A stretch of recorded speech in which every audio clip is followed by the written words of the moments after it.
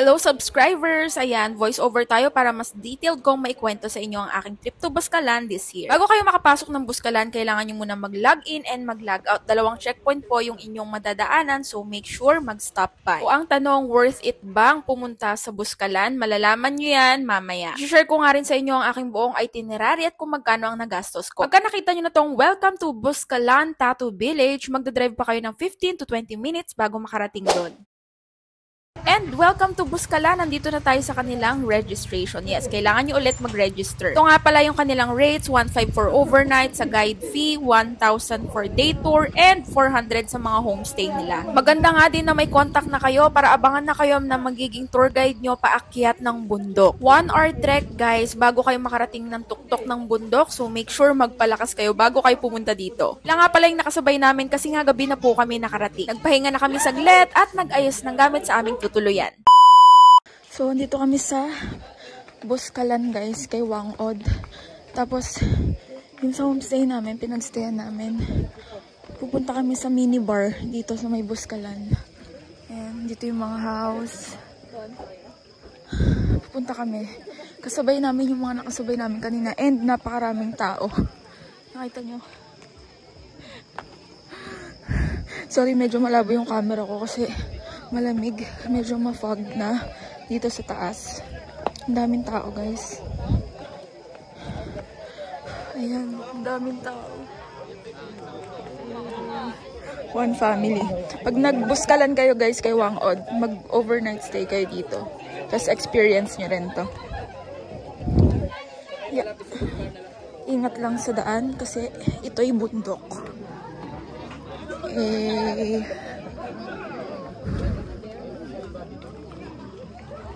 Ganito guys. Ito yung mini bar nila.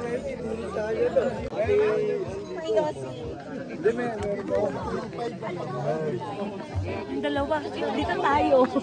O, diba? Ang ganda ng mini bar ng Buscalan. By the way, guys, huwag niyong kakalimutan magdala ng jacket kasi napakalamig po doon. When it comes naman sa mga prices ng mga alak nila sa kanilang mini bar, talagang pricey po kasi nga nasa bundok sila. Kaya naman tuwing gabi sa kanilang mini bar, hindi talaga mawawala ang pa-bonfire nila. Shoutout nga pala sa mga nakasabay namin at nakilala and nag-invite sa amin na sumama dito. Kaya na-experience na rin namin. By the way, take note up until 10 PM po ang curfew sa Buscalan.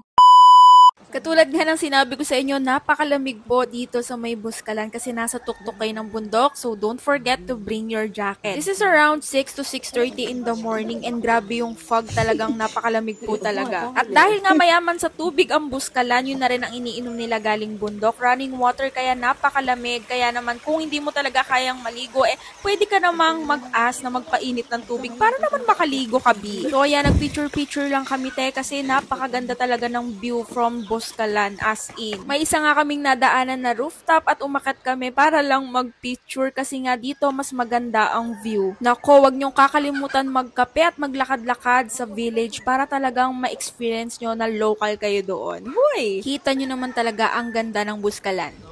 Ito yung court nila guys.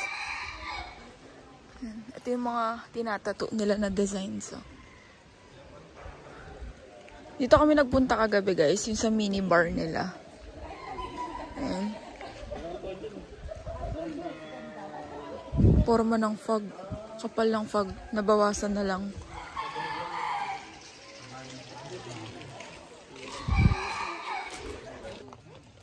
Ngayon lang naman ito na buo ah. Last year lang. Last year lang.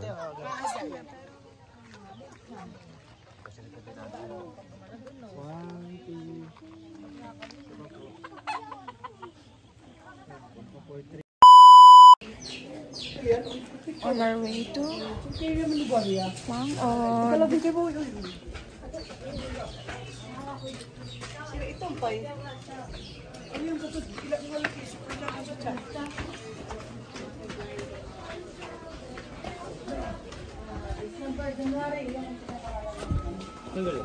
Daming tao na. Ito na yung kay Wangod guys. Dami ng tao.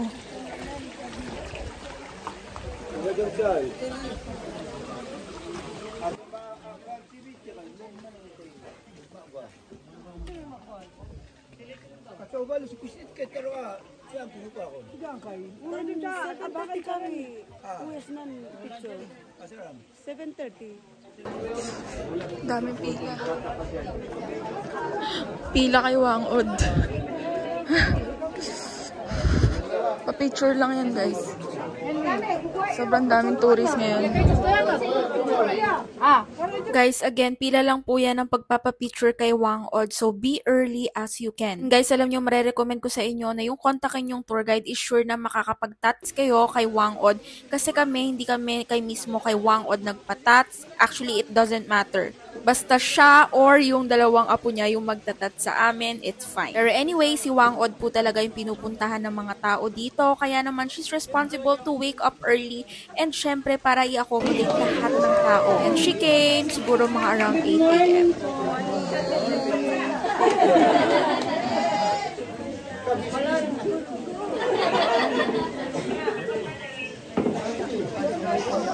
Sino mo na mauna ha? Sino mo nauna sa...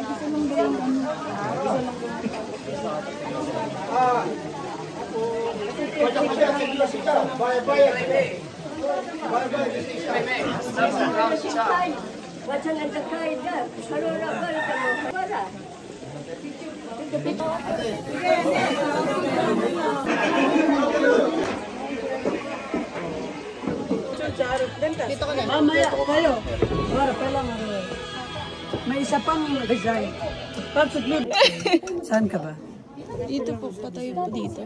Ay, dyan mismo. Or dito po sa gilid. Pag ganun ka, ganito ka muna. Yan. Okay na. Thank you. Talent ito ah. Dili, nasusutin. Ako upat. Titingnan mo, te. Hindi masakit yan. Ay, FND.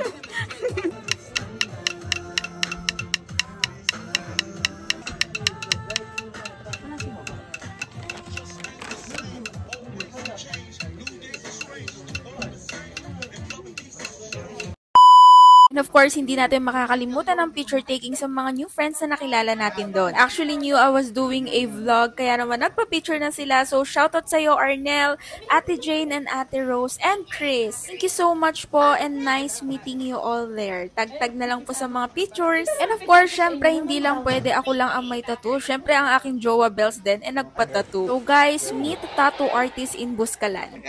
Mga tattoo artist ng Sagada. Hindi, Buskalan. Ay, Buskalan na! Tattoo artist ng Buskalan. Yeah. Team Ganda. Sorry. Team Ganda. Of course. Pa-shout out na lang. Ganun.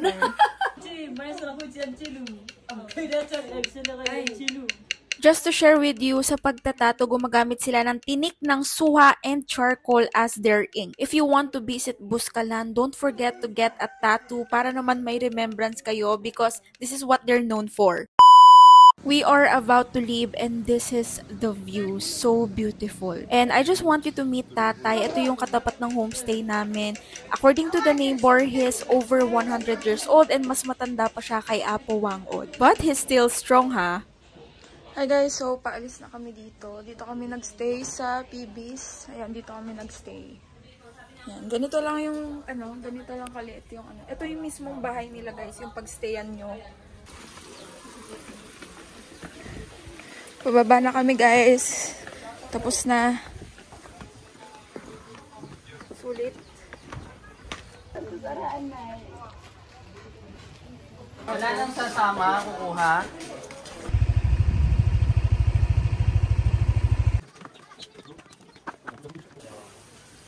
Kakain muna pala kami.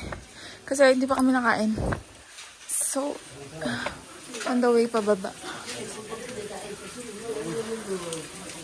Hello po. Yan.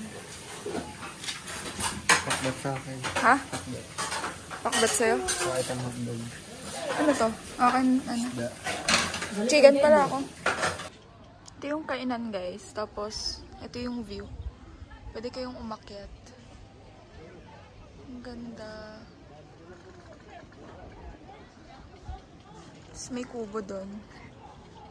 Bago kayo bumaba, Bago nga kami tuluyang bumaba sa bundok, kumain muna kami ng lunch. Of course guys, yung mga tour guide nyo, ilibre nyo sila kasi napakamayayain ng mga tao doon. Kaya naman, wag nyo na silang tanungin at ilibre at bigyan nyo na lang sila ng kanilang kakainin. By the way guys, estimated, kada meal ng 2 tao is 350 to 400 pesos po. Dahil nga mayaman sa palay ang Buskalan, mga ti. Yung mga pag-homestayan nyo guys, meron naman doon na pwedeng libre kanin na kayo tapos yung ulam na lang yung gagastusin o bibilin nyo.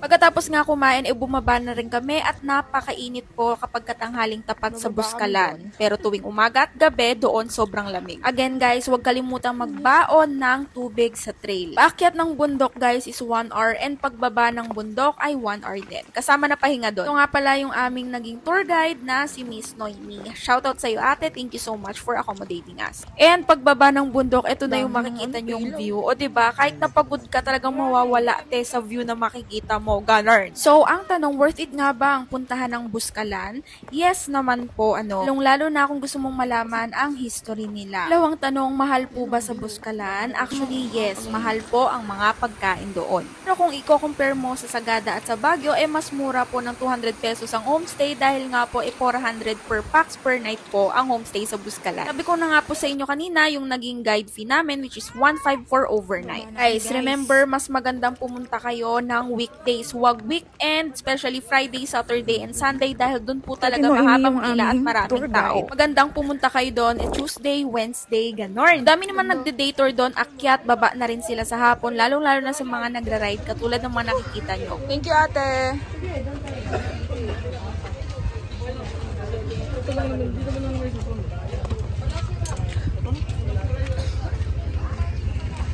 Daming tao kasi weekend.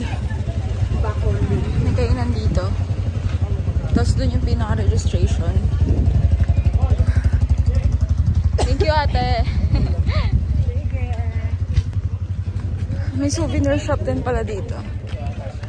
Sasagutin ko na, overrated nga ba si Wang Od? Timer lang, hindi po ako hater ni Wang Od ha. Itong sasabihin ko is based lamang sa naging experience ko and realization ko nung makavisit na ako sa Tattoo Village. Their tribe is called But tribe and they're known for their traditional way ng pagtatato, which is ang gamit po nila is uling at tinik ng suha. Witnessing the situation of the village, marami na po talagang tattoo artist o kayang mangbatok o ang tawag nila sa pagtatato. I honestly feel bad for Wang Od kasi she needs to wake up early, need to be prepared kasi sobrang lahat ng tao na nagpupunta doon siya po ang pinupuntahan. We don't know the full story pero according to the neighbor doon sa village, hindi talaga nila alam kung ilang taon na ba talaga si Wang Od. Dahil nga daw sa vlog na sumikat, which is yung vlog ata ni Naz Daily before, doon nga po sumikat si Wang Od at talaga nga naman thankful din po ang neighbors doon dahil nga talaga nga namang tumaas ang turismo sa kanilang lugar. Pero again guys don't feel bad kung hindi na po kaya kayo ni Wang Od tatuan. Okay? Because for me, she is not the last katulad ng kiniklaim ng iba. Meron pa po siyang 2 apo which is yung nagtattoo sa akin na si Gracia. And guys, ang team ganda na napakagaling din pong mambato. Guys, thank you so much for watching my vlog. Sana sobrang detailed na nito dahil naka-voice over na to te. Don't forget to subscribe and happy 2,000 subscribers YouTube fam. Thank you so much. See you on the next one!